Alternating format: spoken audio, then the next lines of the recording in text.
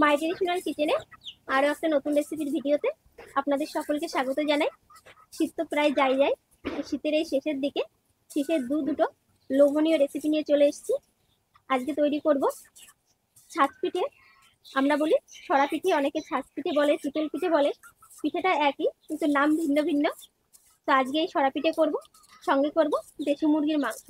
দুটো মিলে জমিয়ে খাওয়া দাওয়া হবে। দেশি মুরগির মাংসের সঙ্গে এই সরা পিঠে কিন্তু দারুণ লাগে খেতে। আমি সকালে একটা মুরগি আটকে রেখেছি, খাইনি।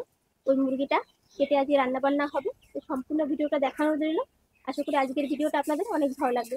চলুন ভাইকে দেবো, আমি মুরগিটা কাটিয়ে নিই।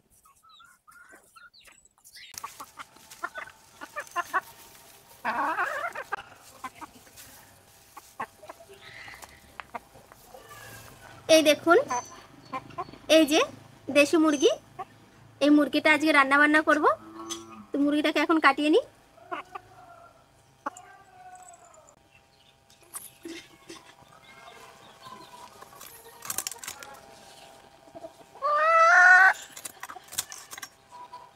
মশলাটাকে এখন আমি বেটে নেব।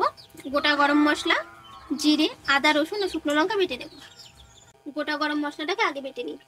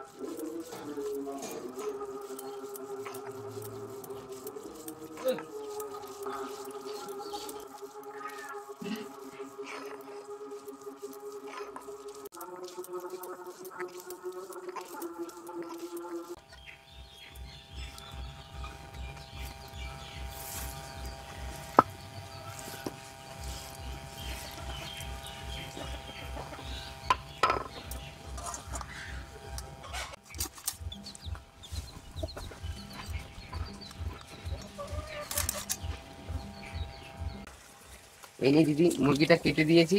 মাংস আর সরা পিঠাটা রান্না কর, খুব খিদে পেয়েছে। ডিম হয়েছে, মাংসটাকে এখন ম্যারিনেট করে নেব। দেখুন মুরগির পেটে ডিম হয়েছে। ডিমগুলো তুলে রাখছি, না তো গলে যাবে মাখাতে গেলে। স্বাদ মতো লবণ দিয়ে দিচ্ছি, দিয়েছি হলুদ গুঁড়ো, কাশ্মীরি লঙ্কার গুঁড়ো, তেজপাতা দিয়ে দিচ্ছি। এখন দিয়ে দেব কিছু গোটা রসুনের কোয়া। মাংসের ভিতরে কিছু গোটা রসুনের কোয়া দিয়ে রান্না করে দেখবেন, দারুণ লাগে খেতে। দিয়েছি পেঁয়াজ কুচি, কিছু কাটা আলু দিয়ে দিচ্ছি,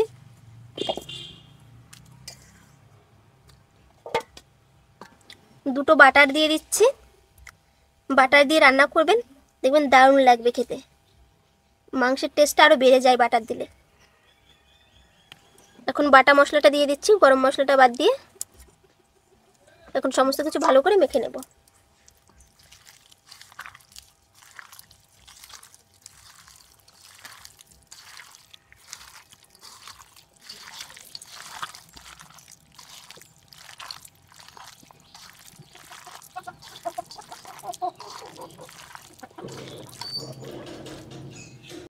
মাংসটা ম্যারিনেট করে নিয়েছি, ওটা আধা ঘন্টা মতন রেস্টে থাকুক। এদিকে আমি সরা পিঠে করার জন্য চালের গুঁড়োটা মেখে নেব। মাংস করার পরে পিঠেটা করব, আগে থেকে মেখে রাখলে পিঠেটা ভালো সুন্দর হয়। একটু গরম জল, উষ্ণ গরম জল, একটু লবণ দিয়ে ছেনে রেখে দেবো।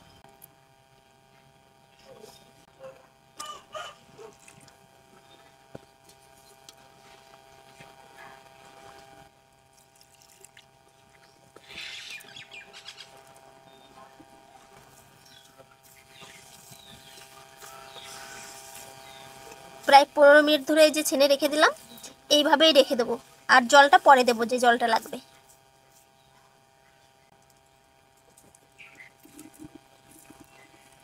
উনানটাই যে ধরিয়ে নিয়েছি, এখন কড়াইতে সরিষার তেল দিয়ে দেবো একটু। এই তেলে দিয়ে দিচ্ছি গোটা গরম মশলা ও গোটা জিরে। ম্যারিনেট করা মাংসটা এখন দিয়ে দেবো।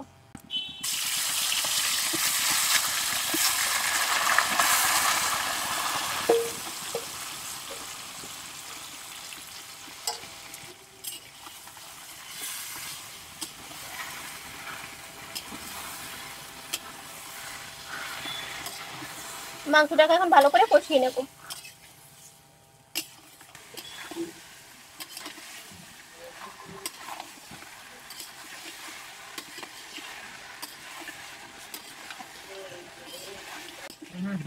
মাংসটাকে বেশ সুন্দর করে কষিয়ে নিয়েছি, এখন জল দিয়ে দেবো।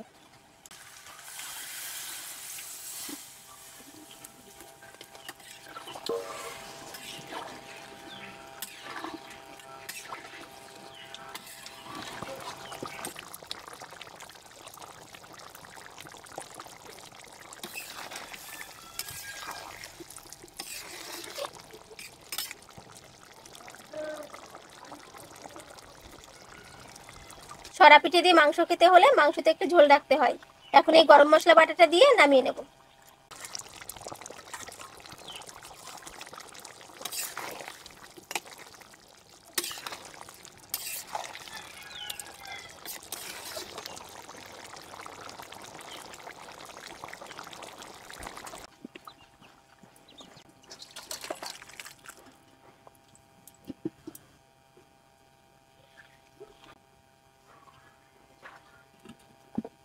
আজকে এই যে নতুন ছাঁচে পিঠে করব।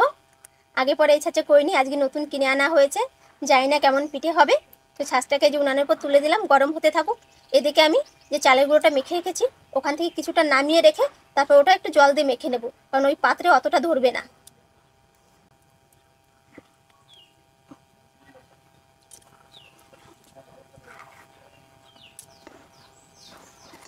এবার এর ভিতরে জল দিয়ে দিচ্ছি।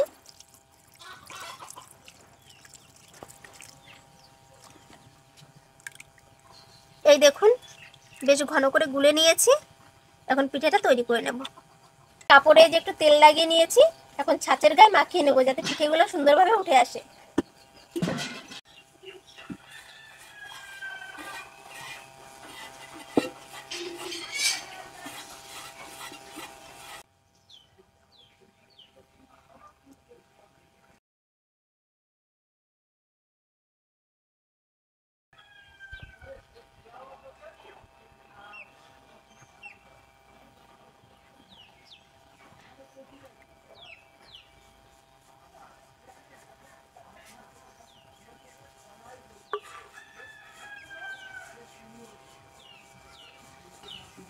এবার ঢেকে দিচ্ছি।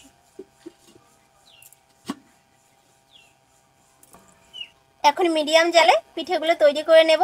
কথায় বলে না, মিঠে জালে পিঠে। পিঠে তৈরি করতে গেলে জালটা একটু কম রাখতে হয়। এই দেখুন কত সুন্দর পিঠেটা হয়েছে। এখন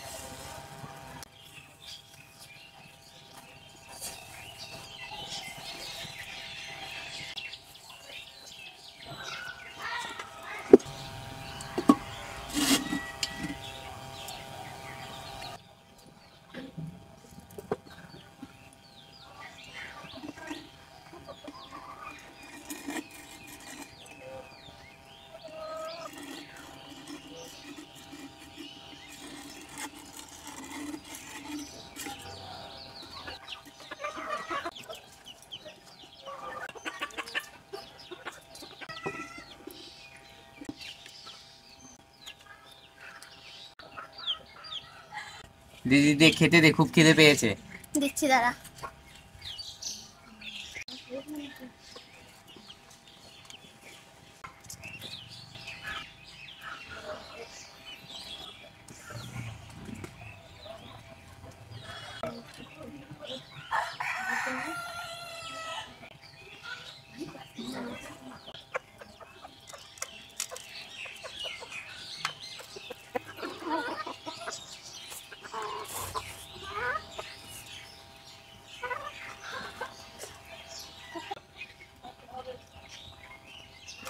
খুব দারুণ হয়েছে।